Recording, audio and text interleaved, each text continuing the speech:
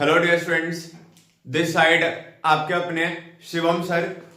इस वीडियो में हम लोग कुछ इंपॉर्टेंट एग्जाम्स के बारे में बात करेंगे। ठीक है, तो जैसे होता नहीं है कि आप बायोलॉजी लिए हो गया फिक्स की लाइक आप नीट देगा, जीवन में दूसरा कुछ कर ही नहीं सकता है। बस इसी थॉट पे हम लोग थोड़ा सा करेक्ट करने का कोशिश करेंगे कि जरूरी नहीं है ना कि आप बायो लिए तो नीट ही दो, बहुत सारा अदर एग्जाम्स है जो आप दे सकते हैं। ठीक है, तो एक बहुत ही बेहतरीन एग्जाम के बारे में इस वीडियो में हम लोग बात करेंगे, जो कंडक्ट कौन कराता है, तो एम्स दिल्ली जो है ना वो कंडक्ट कराती है इस एग्जाम को। ठीक है, तो इस वीडियो में हम लोग बात करेंगे ना कि कौन कौन सा कोर्स होता है, कितना समय लगता है, क्या होता है, इसी के बारे में बात करेंगे। ठीक है, तो आइए बिना समय गवाए अपना वीडियो स्टार्ट करते हैं। तो देखिएगा, जैसे सबसे पहला कि इस वीडियो में हम लोग बात किसी चीज पर करेंगे। ठीक है, मतलब कि कौन कौन सा मुद्दा होगा, कौन कौन सा टॉपिक्स होगा जो हम लोग कवर करेंगे। ठीक है, तो वो टॉपिक है पहला इंपॉर्टेंट डेट्स, मतलब कि जैसे एग्जाम है तो पहले तो आपको एप्लीकेशन फॉर्म डालना पड़ेगा। एप्लीकेशन फॉर्म डालोगे तो फिर कब उसका एग्जाम है, कब रिजल्ट आएगा, उसके बारे में जानेंगे। एलिजिबिलिटी मतलब कि कौन दे सकता है, क्या हम 10th पास आउट है दे सकते हैं या 12th करेंगे तब दे पाएंगे, कितना परसेंट मार्क्स लाना पड़ेगा, सब। दूसरा एग्जाम पैटर्न। देखिए, पैटर्न समझना ना बहुत ही इंपॉर्टेंट है। जैसे आपको कोई एग्जाम देना, ठीक है, तो उस एग्जाम का पैटर्न क्या, वो क्वेश्चन कैसा पूछेगा, किस लेवल का क्वेश्चन पूछेगा, ये जानना बहुत जरूरी है। क्योंकि आप सिंपल समझो ना, आपको किसी से दुश्मनी निभाना है तो आप क्या करोगे, पहले उसके बारे में जानोगे तब ना अटैक करोगे।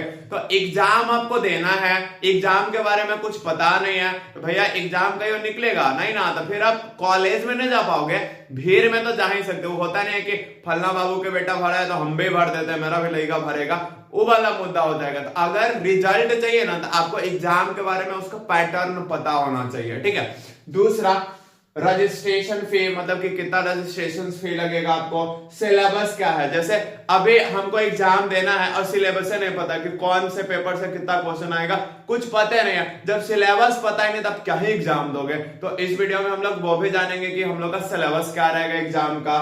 दूसरा mode of exam, exam online होगा ऑफलाइन होगा, उसके बारे में भी जानेंगे। दूसरा मार्किंग स्कीम, जैसे होता नहीं, आप लोग डरते नहीं, जैसे क्लास में टेस्ट लेते हैं तो आप लोग कहते नहीं नेगेटिव मार्किंग, नहीं नहीं नहीं, नहीं ऐसा नहीं होता है, बिल्कुल होता है। तो ये जितना भी कॉम्पिटिटिव एग्जाम्स होगा सब में आपको लगभग नेगेटिव मार्किंग दिख जाएगा। ठीक है, दूसरा कोर्स ड्यूरेशन। कोर्स ड्यूरेशन कहने का मतलब क्या होता है कि कौन कौन सा कोर्स है, ये बहुत सारा डिफरेंट कोर्स आएगा। ठीक है, और उसका ड्यूरेशन क्या, मतलब कितना समय का कौन कोर्स होता है, कोई कोर्स 2 साल का, कोई 4 साल, कोई 3.5 साल, इसके बारे में। उसके बाद number of seats. Number of seats कहने का मतलब क्या होता है, जैसे इसको कंडक्ट कराते हैं एम्स, इस एग्जाम का नाम है एम्स पैरामेडिकल।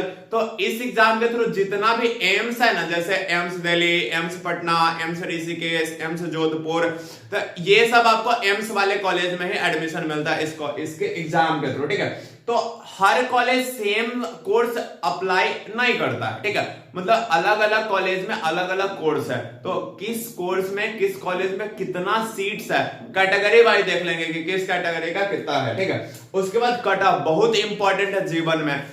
टारगेट जो होता है ना, टारगेट अगर आपको पता है तो उसको तोड़ना थोड़ा इजी हो जाता है, क्योंकि हमको पता है ना कि इतना हमको करना, इसके लिए क्या मेहनत करना वो कर लेंगे। लेकिन हमको जब टारगेट ही नहीं पता तो निठल्ला की तरह कुछ करे जा रहा है, कुछ करे जा रहा है, एंड में जो होना है वो होगा, नहीं होना है नहीं हो, कोई दिक्कत नहीं है, वो वाला एटीट्यूड होना ही नहीं चाहिए। एग्जाम का फॉर्म भरे मतलब हमको करना है, कैसे नहीं होगा, बिल्कुल होगा, मेहनत करेंगे 110% होगा। तो इसके लिए आपको टारगेट चाहिए कि मेरा टारगेट कितना है जिसको हमको एकदम फोड़ना है। ठीक है, तो वो कट ऑफ है।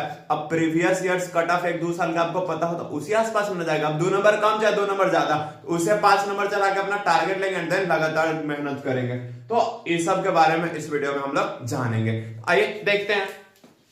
पहला एप्लीकेशन फॉर्म। तो एप्लीकेशन फॉर्म जो इसका होगा ना वो आपको लगभग फर्स्ट वीक ऑफ मार्च में आएगा। कब आएगा, फर्स्ट वीक ऑफ मार्च में, ठीक है। दूसरा कंडक्टिंग बॉडी, कंडक्टिंग बॉडी कहने का मतलब क्या होता है, जैसे नीट है उसको एनटीए देता है, मतलब एनटीए करवाती है, उसको कंट्रोल करती है। आपका बिहार बोर्ड है तो बिहार बोर्ड बीएससी भी कंट्रोल करता है। यूपी का यूपी बोर्ड का एग्जाम होता है तो उसका जो बोर्ड है वो कंडक्ट कराती है। वैसे ही एम्स दिल्ली को कंडक्ट, सॉरी एम्स पैरामेडिकल जो होगा उसको कंडक्ट कौन कराएगी, तो वो अपना एम्स दिल्ली, ठीक है। दूसरा एग्जाम कब होगा, तो जून में होगा, आपका मिड के बाद ही होगा। मिड इन समझो ना भाई 20-25 ऐसा कुछ। उसके बाद रिजल्ट क्या होगा, जुलाई में आएगा। मतलब जितना भी लगभग कॉम्पिटिटिव एग्जाम देखा होगा ना, बायोलॉजी बेस्ड हम बात कर रहे हैं, जनरल कॉम्पिटिशन्स का बात नहीं कर रहे हैं, तो जितना भी बायोलॉजी बेस्ड होता है ना, इस सब में लगभग आपको 1 मंथ में सब में रिजल्ट आ जाता है, ठीक है। उसके बाद मोस्ट इंपॉर्टेंट एलिजिबिलिटी, कि कौन कौन दे सकता है, क्या 12th वाला दे सकता है, क्या 10th पास आउट दे सकता है, तो आपको 12th पास आउट करना पड़ेगा। जैसे देखो पास होना चाहिए इंटरमीडिएट। अब ये भी होता है ना कि हम पीसीबी है भैया, कोई बोलेगा हम पीसीएम है सर, तो कौन दे सकता है, तो वो टेंशन का बात नहीं है, दोनों दे सकता है। पीसीबी भी दे सकता है, पीसीएम भी दे सकता है, मतलब फिजिक्स केमिस्ट्री बायो वाला भी देगा और फिजिक्स केमिस्ट्री मैथ्स वाला भी देगा, कोई कैसे इसमें। दूसरा, हाँ आपका सब्जेक्ट में इंग्लिश बिल्कुल होना चाहिए, वो मैंडेटरी है। अगर इंग्लिश नहीं होगा आपका सिलेबस तो हट जाएगा, आपसे नहीं होगा, मतलब आप एग्जाम नहीं दे पाओगे। दूसरा मिनिमम एज, तो इस साल का दिसंबर जो होगा ना, वहां तक आपका 17 साल पूर्ण जाना चाहिए। 17 साल नहीं पूरेगा तो फिर आप नहीं दे पाओगे। जैसे मिनिमम एज लिमिट है कि इस साल का जो दिसंबर आएगा तो उस दिसंबर तक अगर आप करा लिए, 17 आपका हो गया, करा लिए क्या है आपके हाथ में वो नहीं है। अगर 17 आपका पूर्ण है तब आप इस साल दे पाओगे, नहीं तो फिर नेक्स्ट ईयर। दूसरा, अब मार्क्स कितना चाहिए, तो अगर आप जनरल कैटेगरी से बिलोंग करते हो, ओबीसी से हो या ईडब्ल्यूएस से हो, तब कितना चाहिए 50 to 55%। फिर अगर एससी एसटी है देन 45 to 50%, कोई कस। अब एम्स वाला में ना झोल है मेल या फीमेल, तो जेंडर मेल फीमेल दोनों ले रहे हैं, क्योंकि हम आपको कोई एक नर्सिंग के बारे में नहीं बता रहे, हम आपको बहुत सारा कोर्स के बारे में बताएंगे इस वीडियो में, ठीक है। तो एम्स में जो भी होता है ना, मेल फीमेल सब ले सकते हैं, लेकिन एक एक्सेप्शन है कि नर्सिंग का जो कोर्स होगा ना, नर्सिंग के कोर्स में सिर्फ फीमेल को एडमिशन मिलता है, वहां पे मेल थोड़ा सा प्रेफरेंस मिलता है फीमेल को, कि आइए आप नर्सिंग का कोर्स फीमेल के लिए वहां पे, ठीक है। दूसरा, एग्जाम पैटर्न, बहुत ही इंपॉर्टेंट जानकारी है ये। एग्जाम पैटर्न में क्या होगा, आपको टोटल 90 क्वेश्चंस मिलेंगे और 90 का 90 पूरा क्या होगा, ऑब्जेक्टिव होगा। क्या होगा, ऑब्जेक्टिव होगा। अब किससे कितना क्वेश्चन, तो आइदर आप पीसीबी हो गए या पीसीएम हो गए। तो फिजिक्स केमिस्ट्री का तो 30 क्वेश्चन फिक्स है। अगर आप बी है तो बायोलॉजी का 30 क्वेश्चन तो 90 हो गया। अगर आप एम है तो मैथ्स का 30 क्वेश्चन मिला के 90 पूरा आ जाएगा आपको, ठीक है। अब सबसे इंपॉर्टेंट, नेगेटिव मार्किंग होगा। जी हाँ, बिल्कुल होगा नेगेटिव मार्किंग। उसमें 1/3 मार्क्स, जैसे एक सही होगा ना तो 3 मार्क्स मिलेगा आपको, और एक गलत हो जाएगा तो 1/3 डिडक्ट कर लेगा, मतलब घटवा देगा। तो लगभग नेगेटिव ना 33% होता है। कितना होता है, 33.333 चल जाएगा, तो भाई 33%। दूसरा, एप्लीकेशन फी, एप्लीकेशन फी कितना होगा, जनरल ओबीसी का 2000 और एससी एसटी या ईडब्ल्यूएस होता है उसका कितना होता है 1600। आगे है अपना इस वीडियो में सिलेबस के बारे में। किसके बारे में, सिलेबस के बारे में। तो सिलेबस आपका क्या होगा, क्लास 11-12 से पूछेगा आपको। अगर पीसीबी है तो फिजिक्स केमिस्ट्री बायोलॉजी से, और अगर मैथ्स होगा तो फिजिक्स केमिस्ट्री मैथ्स से, ठीक है।